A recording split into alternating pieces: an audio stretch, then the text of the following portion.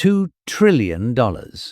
That is the announced investment target of Saudi Vision 2030, a program so large that even its architects have had to revise its scope multiple times since its launch in 2016. Meanwhile, the emirate that defined 21st century ambition, the city that turned desert into skyline and sand into brand, is watching its own numbers move in a direction that was never part of the story. Dubai's population has grown. Its terminals are busier than ever. And yet, beneath the surface, the signals are contradictory in ways that demand attention. Vacancy rates in commercial towers that were sold as the future of global business. Infrastructure costs ballooning against a backdrop of shifting capital.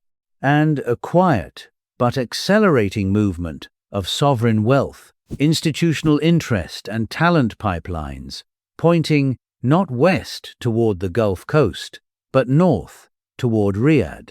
This is not a story about one place winning and another losing. It is a story about two systems built on the same geology, drawing from the same ideological ambition, but diverging at the precise structural fault lines that have always existed beneath the surface. We are going to walk through 3 layers of what is actually happening. The symptom you can see from the outside, the cause that sits one level below that, and the systemic promise that was always more fragile than either city was willing to admit. If you leave now, you will miss the layer that explains everything else. The kind of person who watches this to the end is exactly the person who already knows that the headline version of this story is wrong. Dubai built its identity on a paradox.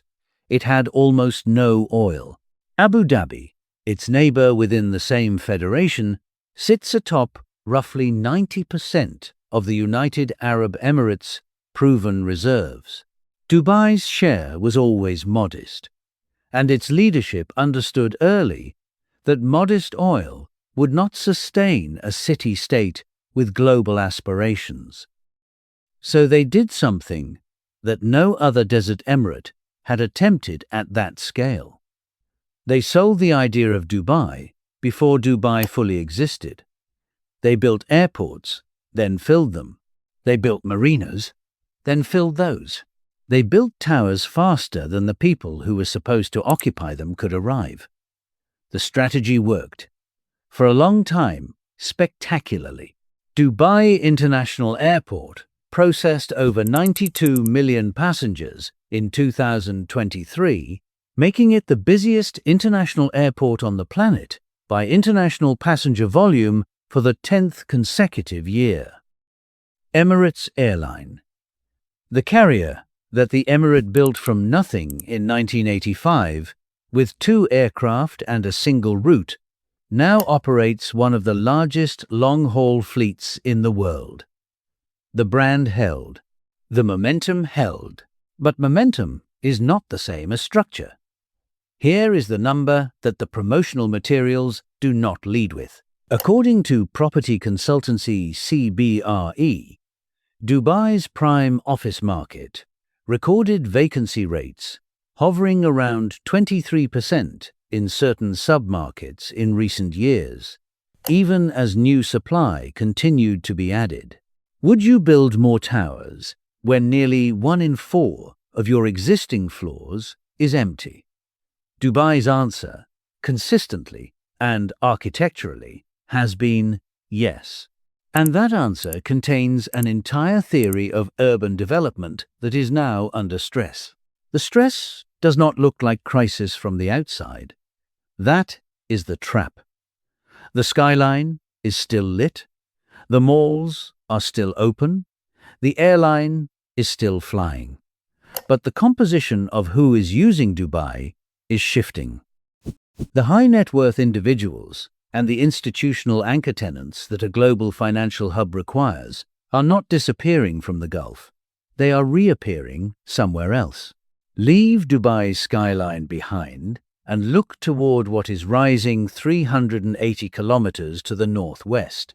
Riyadh, in 2015, was a city that the international business press largely described in one register: large, conservative, opaque, not a natural landing point for the kind of multinational footprint that financial centers require.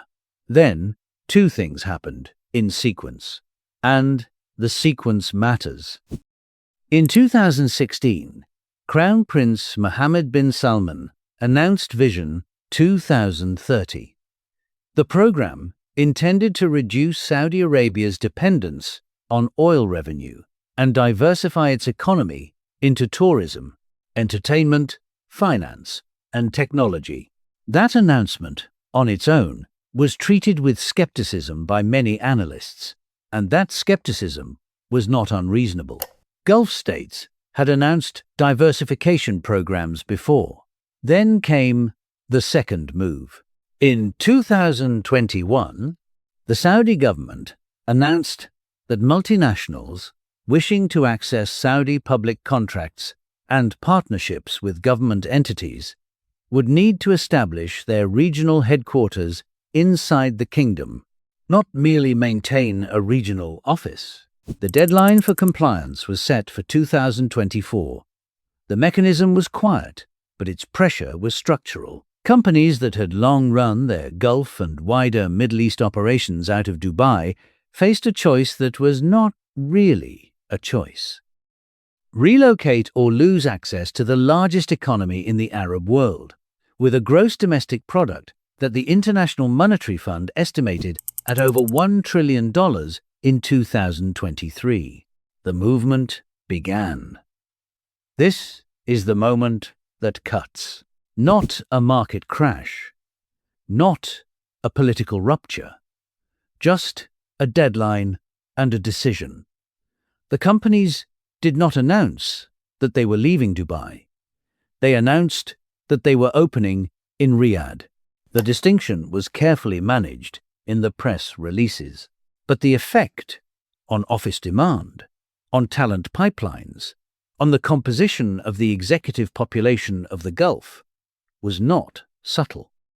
KPMG, PricewaterhouseCoopers, Deloitte, and Ernst & Young all expanded their Riyadh presence significantly in this period. So did an array of logistics, technology, and financial firms. What do you think happens to a city built on being the indispensable regional hub when the largest market in the region decides to build its own hub? Leave your answer in the comments. This question matters more than it seems, because it points to the structural bet Dubai made decades ago and is now being asked to defend. The bet was this: Dubai assumed that the frictionless environment it had engineered, the English language legal system, the no income tax structure, the open skies policy, the cosmopolitan social culture, was so far ahead of anything the region could replicate that no regional competitor would ever close the gap. It was not an unreasonable assumption in 2005. It looks different in 2024. Saudi Arabia has modified its entertainment regulations substantially since 2017. The Public Investment Fund, which manages assets estimated at over $700 billion as of 2023, has deployed capital into sports, culture, gaming, tourism, and financial infrastructure at a pace that has no regional precedent. NEOM, the flagship development project in the northwest of the kingdom, is a separate and more complicated story, with reported cost revisions and scaling decisions that have drawn scrutiny. But NEOM is not the mechanism by which Riyadh is competing with Dubai. The mechanism is the headquarters mandate, the Vision program's financial incentives, and the sheer gravitational pull of a domestic market of over 35 million people that Dubai with its population of roughly 3.6 million, cannot match. Market gravity is invisible until it is not. Here is a detail that most coverage of this story misses. The competition between Dubai and Riyadh is not symmetric. Dubai competes for the same companies that Riyadh is now attracting. Riyadh does not depend on Dubai for anything that it cannot eventually produce domestically. The asymmetry is structural. A city of 3.6 million people, whose economy is built on being a gateway, cannot easily replace the gateway function if the market it serves decides to receive its visitors directly. Unquote. Consider what this looks like at street level. There are senior executives, real people, whose professional profiles are visible on LinkedIn and in business press archives, who spent a decade building their careers in Dubai's financial district, the Dubai International Financial Center, that extraordinary piece of legal and regulatory infrastructure that Dubai constructed starting in 2004 to create a common law jurisdiction within a civil law country. These individuals relocated to Riyadh between 2022 and 2024, not because Dubai stopped working, but because their employers determined that proximity to the Saudi market was no longer optional. Their apartments in Dubai exist.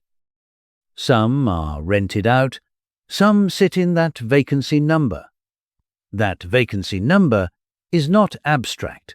It is someone's investment sitting in a building whose original thesis was that the demand would always come.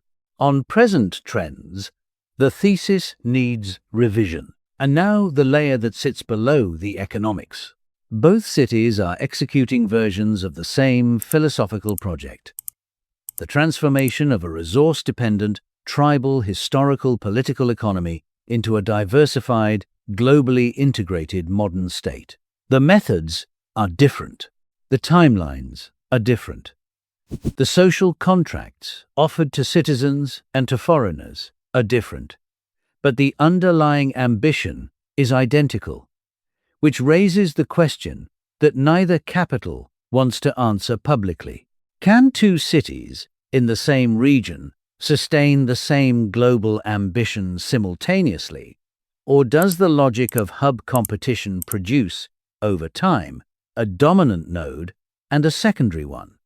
The history of hub competition globally suggests the latter.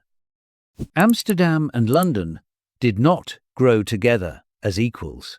Singapore and Hong Kong competed for decades for the same Asian financial center crown, and while both remain significant, the terms of that competition shifted decisively after 2019 for reasons neither city's planners had fully modeled.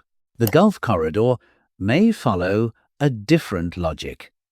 The region is growing. The total pool of institutional capital, multinational activity, and high net worth individuals engaging with the Gulf is larger today than it was in 2015.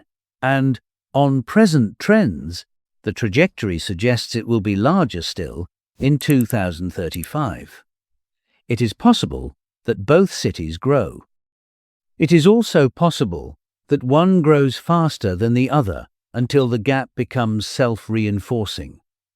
The mechanism of self-reinforcement is talent. Financial centers are not built from towers. They are built from the density of human expertise that concentrates inside them. When a critical mass of experienced practitioners in law, finance, logistics, and technology chooses to locate in one place, it attracts more of the same. The density becomes the product. Dubai built that density over 30 years. Riyadh is building it now, with the acceleration that comes from a government willing to spend at the scale of the Public Investment Fund, and with a domestic market providing the gravitational pull that no free zone can manufacture. Here is the question that the numbers cannot yet answer. Is what Riyadh is building a genuine density, or is it a mandated presence? A company that opens a regional headquarters in Riyadh because a government requirement compels it has not necessarily moved its decision-making architecture, its most experienced staff, or its real institutional weight. It may have moved a senior executive and a small team while keeping the substantive operation in Dubai.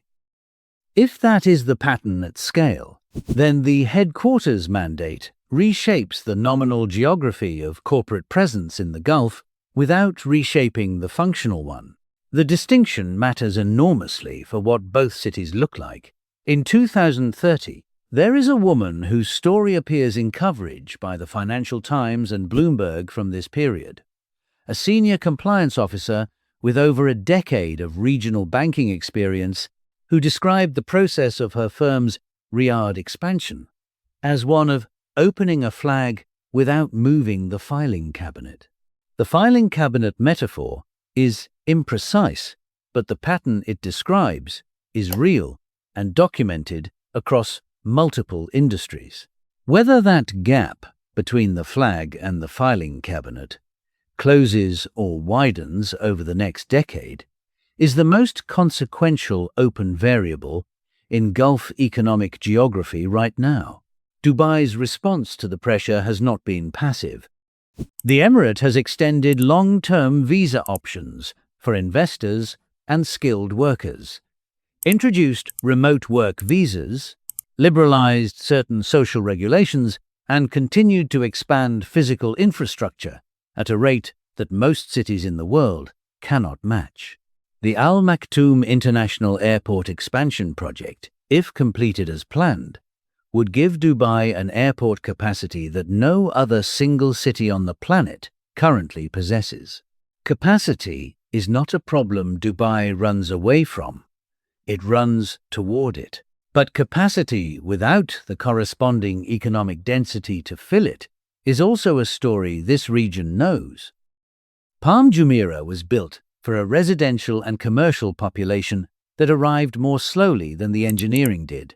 The Burj Khalifa, the world's tallest building at 828 meters, opened in 2010 into a real estate market that had just experienced a collapse of property prices by more than 50% in some segments. According to property analysts covering that period, Dubai builds ahead of the curve deliberately as a strategy.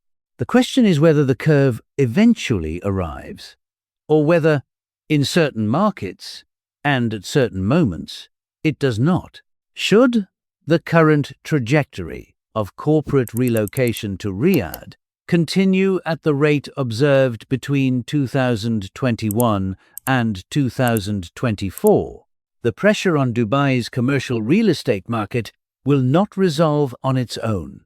It will require either a new category of tenant that Dubai currently does not host at scale, or a reconfiguration of what Dubai's financial center is actually for. Neither path is quick. The deeper truth is this: both cities are racing against the same clock, and the clock is not their competition with each other. The clock is the global energy transition. The International Energy Agency and most major forecasting bodies project that global oil demand growth will slow substantially over the coming decades, with different scenarios depending on the pace of renewable deployment. Saudi Arabia's Vision 2030 is explicitly a program to build an economy that functions before that slowdown reaches a critical threshold. Dubai's diversification began earlier and has run longer, but neither city has yet demonstrated that it can fully sustain its urban scale and its fiscal commitments without the regional oil wealth that creates the broader Gulf economic environment in which both operate. That is not a claim about either city in isolation. It is a claim about the system they both inhabit. A desert does not choose its weather, but the cities built on top of it choose what they build and when and for whom. The silence between those two skylines is not empty. It is full of the specific decisions that will determine which bet, on openness or on scale, on cosmopolitan frictionlessness or on domestic market gravity, defines the Gulf's economic architecture for the next generation. Neither city has lost, neither city has won, but the trajectory of the last 4 years points in a direction, and trajectories, once they develop sufficient momentum, are not easily reversed.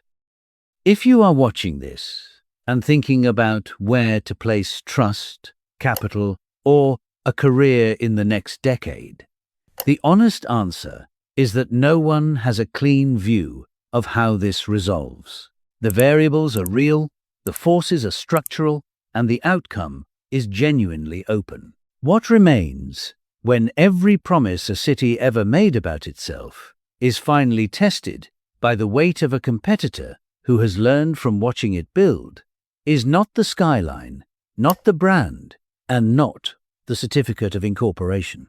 What remains is whether the people who actually matter decided to stay. That question does not have an answer yet. If this kind of analysis is what you are looking for, the kind that goes below the headline and sits with the uncomfortable structure underneath, subscribing means you will be here when the next layer opens up. This channel exists for people who are not satisfied with the official version of the story. The content of this video is based on strategic analysis reports, verified data, and projected scenarios regarding economic and geopolitical context. The information is provided for reference, independent analysis, and documentary storytelling purposes. It does not constitute financial, legal, or investment advice. Images and materials used serve to illustrate the arguments presented,